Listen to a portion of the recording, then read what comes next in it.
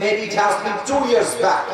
2 বছর আগে আমি একবার শোলকুপাতে এসেছিলাম কোন একটা বাজারের পাশে, লাঙ্গলবাগ বাজার। আচ্ছা, আপনাদের মনে আছে তো? ওখানে আমার মনে আছে পুলিশ দিয়ে, প্রোটোকল দিয়ে, যুবকদেরকে দিয়ে লোক ঠেকানো যায় নাই। এটা ইউটিউবে আপনারা দেখলে বুঝবেন, আমি অহংকার নিয়ে বলছি না।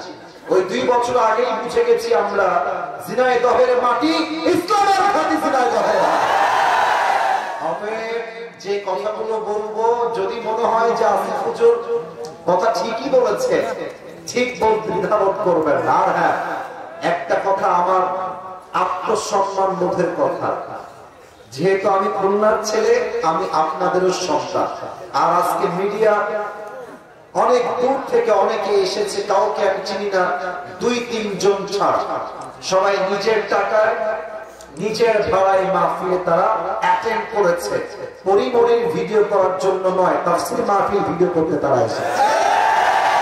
অতএব ক্যামেরা নামাও, এই ক্যামেরা হটায় দাও, এই সাইড দাও, এইটা করা যাবে না। ওরা আছে বিধায় আজকের মাহফিলে হাজার যুবকের ঢল হয়েছে।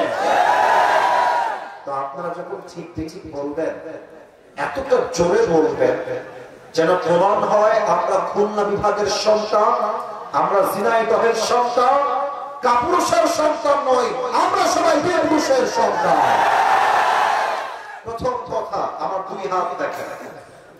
এক যুবক এইভাবে 2টা হাত পেতে দিয়ে তার বুকটাকে ওপেনলি পুলিশের সামনে এভাবে ফুলিয়ে দিয়ে, বুকে গুলি খেয়ে তার জীবনটাকে দিয়ে দেশটাকে সেকেন্ড টাইমের জন্য স্বাধীন করেছিল। যুবকটার নাম কি? শহীদ আবু সাঈদ। এটা প্রমাণ করে দিয়েছে বাংলাদেশের মুসলমান বাঁচলে বীরপুরুষের মতো বাঁচবে, কাপুরুষের মতো নয়। আর আমি একটা কথা বলতে বড্ড লজ্জা পাচ্ছি, আমার ওয়াজটা ফেসবুকে যাবে, ইউটিউবে যাবে, অনেকের গায়ে লেগে যাবে, তবু আমি বলছি, হক কথা বলতে কোনো আপোষ করা চলবে না। 5 আগস্টের পূর্বে যত পুলিশ ছিল, 80% পুলিশ ছিল সরকারের পাট চাটা দালাল গোলাম। যদি তারা সরকারের পাট চাটা দালাল না হতো, আমার কলিজার টুকরা আবু সাঈদ ভাইয়ের কুলে বুকে গুলি রাখতে কেন যুবক ভাড়া বলো? তারা চাইলে বুঝিয়ে শহীদ আবু সাঈদকে সাইড করতে পারে না। তবে তারা যখন শহীদ আবু সাঈদের বুকে গুলি চালিয়েছে, তখন ছাত্র জনতার মাথার ভেতরে আগুন জ্বলে উঠেছে।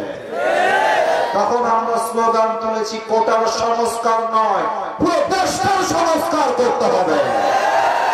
তবে একটা কথা না বললেই নয়, 5 আগস্টের পূর্বে হক কথা বললেই দেখতাম কিছু নেতা মাহফিলে এসে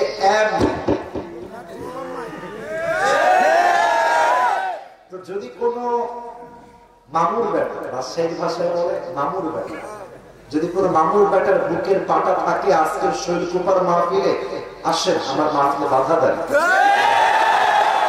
আপনার পিঠের চামড়া একটাও থাকবে না। শহীদ আল্লামা দেলোয়ার হোসেন সাঈদ হুজুরের নাম তো শুনেছেন? আল্লাহ ওনাকে জান্নাতুল ফেরদাউসের উচ্চ মাকাম নসিব করুন। না না, আমি এটা পছন্দ হয় না, জোরে বলেন আরেকবার পুরো আমি। উনি বলতেন, হক কথা বললেই বলা হয় রাজাকার, জঙ্গিবাদ, মৌলবাদ।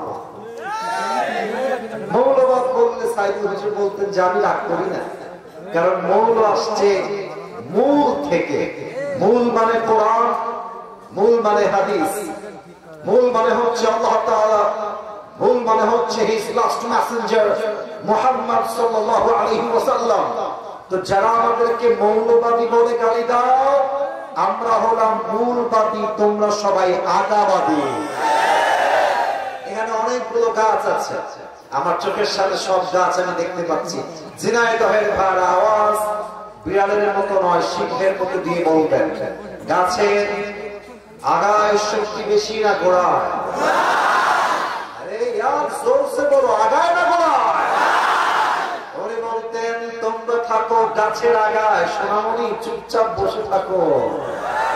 জুলুমের রাজনীতি করিল না, আলেমদেরকে ধরে জেলখানায় বন্দী করো না। যদি জুলুম করতেই থাকো, স্বৈরতন্ত্র কায়েম করতেই থাকো, আলেমদেরকে ধরে জেলখানায় বন্দী করো, সময় আসবে এমন 18 কোটি মানুষ মিলে গাছের গোড়ায় একটা ঝাঁকুনি মারবে, মামুর বাড়ি দিল্লি পড়বা, দিল্লি গিয়ে ধরা পড়েছে। ওনার প্রত্যেকটা কথা আজকে এই বাংলার মাটিতে বাস্তবে উদ্ধারণ করেছে। আল্লাহ ওনাকে জান্নাতুল ফেরদাউসের উঁচু মাকাম নসিব করে দিন, আমিন। তবে আরেকটা এক্সাম্পল দিব যুবকদেরকে নিয়ে। আমাদের কনফার্ম জান্নাতি মাননীয় আপা, উনি ভেবেছিলেন যে জেনারেশন টিকটক নিয়ে পাগল, যে জেনারেশন পাবজি ফ্রি ফায়ার নিয়ে পাগল, যে জেনারেশন ছাকা খাইলে দেখা হয়ে যায়, এরা তো আমার একটা চুলও বাঁকা করতে পারবে না। আপা ভুল বুঝেছিল।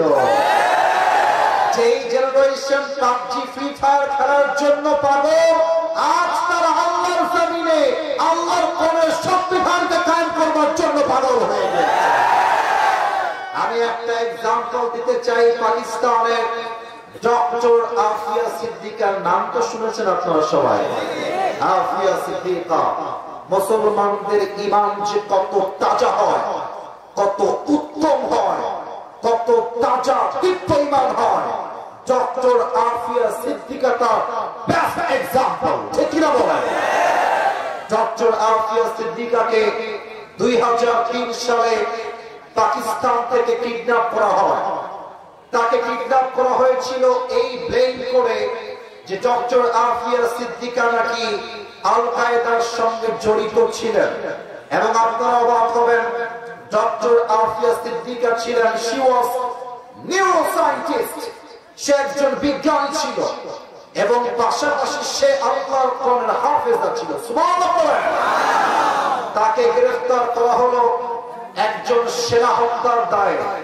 2003 সাল থেকে নিয়ে 2018 সাল পর্যন্ত তাকে কারাবন্দী করা হলো। তাকে 7 বছর যাবত রেপ করা হয়েছে।